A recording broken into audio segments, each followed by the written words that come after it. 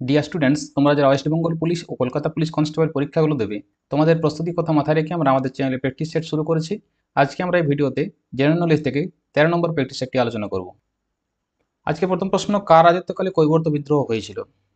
কৈবর্ত বিদ্রোহ হয়, এখানে অপশনগুলোর মধ্যে হয়ে যাবে দ্বিতীয় মহিপালের আমলে। ঠিক আছে। কৈবর্ত বিদ্রোহের নেতা ছিলেন দিব্য বা দিব্যক, এটা পরীক্ষাতে প্রশ্ন আসে। এই কৈবর্ত বিদ্রোহকে বরেন্দ্র বিদ্রোহ নামে ডাকা হয়। এই বিদ্রোহের স্মৃতিচিহ্ন হিসেবে বরেন্দ্র ভূমিতে দিব্যকের একটি বিজয়স্তম্ভ বিদ্যমান আছে, যেটি বর্তমানে বাংলাদেশের নওগাঁ জেলায় অবস্থিত। আগে যেটা বরেন্দ্র ভূমি ছিল সেটা বর্তমানে বাংলাদেশের নওগাঁ জেলা। ঠিক আছে। এই কৈবর্তরা ছিল মূলত জেলে জাতির। পাল বংশের শেষের দিকে বাংলা শাসন ব্যবস্থায় অস্থিরতা দেখা যায়, সেই সময় নানা রকম উপজাতি বিদ্রোহ দেখা দিচ্ছিল, তাদের মধ্যে কৈবর্ত বিদ্রোহ একটি অন্যতম। চলো পরের প্রশ্ন কি আছে দেখি। বৃহৎ সংহিতা কার রচনা?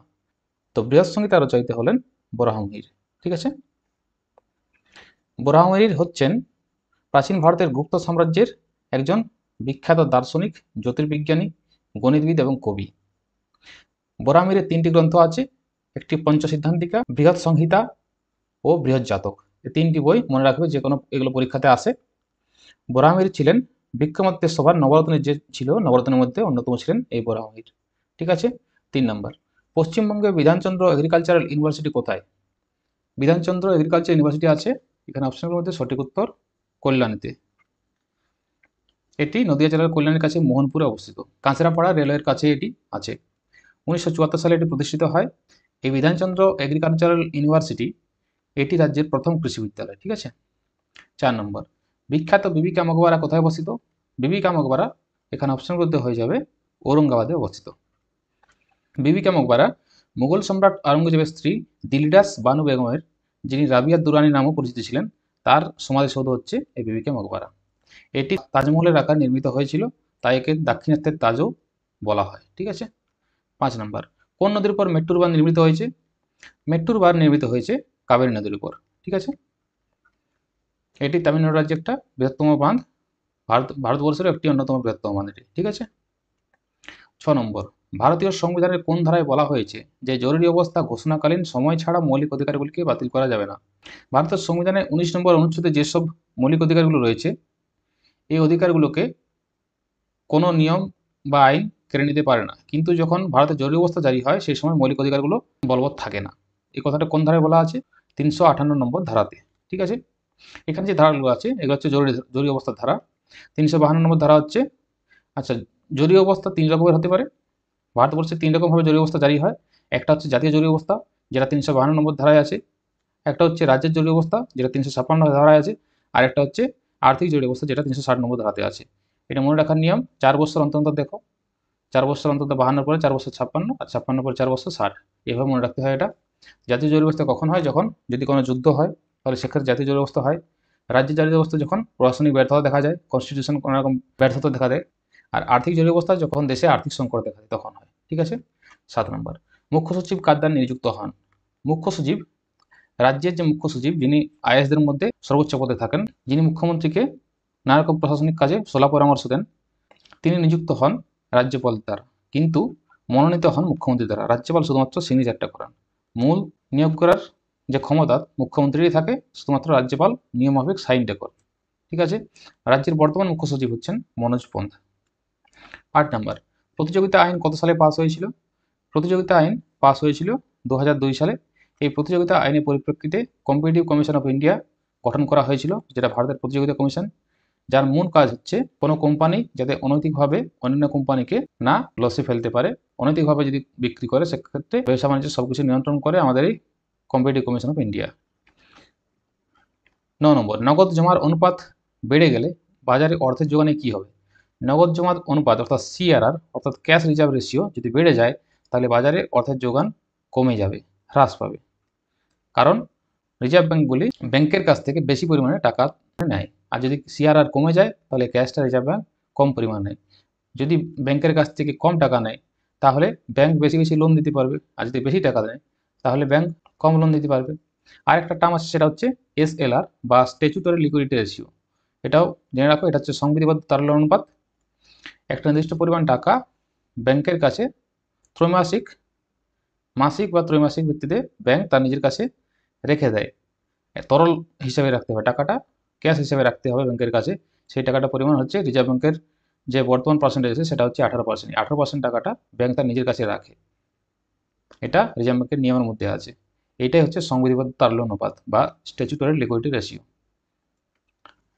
10 নম্বর, মন্টেগু চেমসফোর্ড সংস্কার আইনে সুপারিশ করা হয়েছিল। কি সুপারিশ করা হয়েছিল? দ্বৈত শাসন ব্যবস্থা, প্রাদেশিক স্বায়ত্তশাসন, আংশিক স্বাধীনতা, পৃথক সাম্প্রদায়িক নির্বাচক মণ্ডলী। তো এটা হয়ে যাবে দ্বৈত শাসন ব্যবস্থা সুপারিশ করা হয়।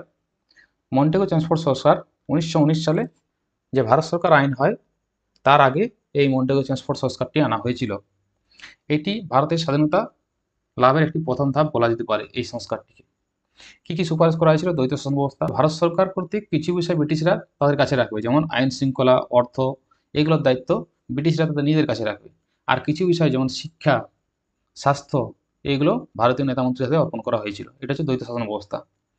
আর কি ছিল? প্রাদেশিক আইন পরিষদ গঠন করা হয়েছিল, কেন্দ্রীয় আইনসভা গঠন করা হয়েছিল এবং পাবলিক সার্ভিস কমিশনের কথা এই মন্টেগু চেমসফোর্ড সংস্কারের মাধ্যমে বলা হয়েছিল। ঠিক আছে।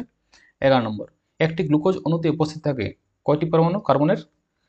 গ্লুকোজ অণুতে থাকে C6H12O6, এর হচ্ছে সংকেত, রাসায়নিক সংকেত। তাহলে এখানে কার্বন কটা আছে? 6, 6টি পরমাণু আছে, তাহলে কার্বনের পরমাণু হয়ে যাবে 6টি কার্বন পরমাণু। ঠিক আছে। হাইড্রোজেন আছে 12টি এবং অক্সিজেন আছে 6টি। ঠিক আছে। 12 নম্বর, এইডস ভাইরাস হলো একটি ডিএনএ ভাইরাস, ডিএনএ অথবা আরএনএ, ডিএনএ এবং আরএনএ না আরএনএ ভাইরাস? তো এইডস ভাইরাস হলো একটি আরএনএ ভাইরাস, এই জন্য একে রেট্রো ভাইরাসও বলা হয়। ডিএনএর ভাইরাসটি হচ্ছে এইচআইভি ভাইরাস, যেটা হিউম্যান ইমিউনো ডেফিসিয়েন্সি সিনড্রোম বলা হয়। এই ভাইরাসের কারণে এইডস রোগটি হয়। ঠিক আছে, এটা পরীক্ষাতে আসে, এটা দেখে নেবে। ঠিক আছে। 13 নম্বর, কোন চোল রাজা গঙ্গাইকোন্ডা উপাধি ধারণ করেছিলেন? তো গঙ্গাইকোন্ডা উপাধি ধারণ করেন প্রথম রাজেন্দ্র চোল। ঠিক আছে। তিনি গঙ্গা নদীর তীরে বিজয়ের পর এই উপাধিটি গ্রহণ করেন, যা চোল সাম্রাজ্যের এক নতুন দিগন্ত উন্মোচন করেন। আচ্ছা, প্রথম রাজেন্দ্র চোল দক্ষিণ ভারতের চোল সম্রাট ছিলেন, তার পিতা ছিলেন প্রথম রাজরাজ। প্রথম রাজরাজের পর 1014 খ্রিস্টাব্দে এই প্রথম রাজেন্দ্র চোল সিংহাসনে বসেন। চোল সাম্রাজ্যের সর্বশ্রেষ্ঠ সম্রাট হিসেবে এই প্রথম রাজরাজ এবং প্রথম রাজেন্দ্র চোলকে ধরা হয়। তাদের সময়ে চোল সাম্রাজ্য ব্যাপক পরিমাণে বিস্তার লাভ করেছিল।